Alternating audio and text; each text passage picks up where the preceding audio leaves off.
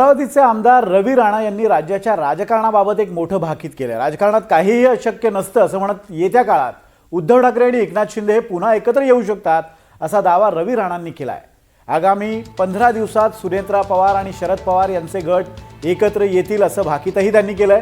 भविष्यात सुप्रिया सुळे केंद्रात मंत्री होतील तर राज्याची धुरा सुनेत्रा पवार यांच्याकडे असेल असा दावाही राणांनी केलाय। त्यांच्या या वक्तव्यामुळे राज्याच्या राजकारणात नव्या चर्चांना उधाण आलंय।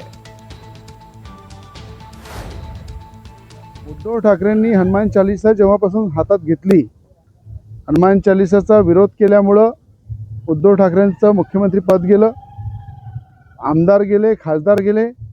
पण गेल्या काही दिवसाआधी मुंबईला जी हनुमान चालीसा त्यांनी वाचली आणि राम रक्षा वाचण्यासाठी राम मंदिरामध्ये नागपूरमध्ये 18 तारखेला ते येत आहे, हनुमान चालीसा वाचत आहे।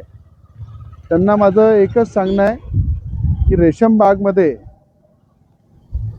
संघ कार्यालयामध्ये जाऊन हेगडेवारजींच्या त्या स्मारकाला वंदन करून या आणि अमरावतीचं हनुमानगडी या ठिकाणी बजरंगबलीला हनुमानगडीला येऊन हनुमान चालीसा वाचन करा।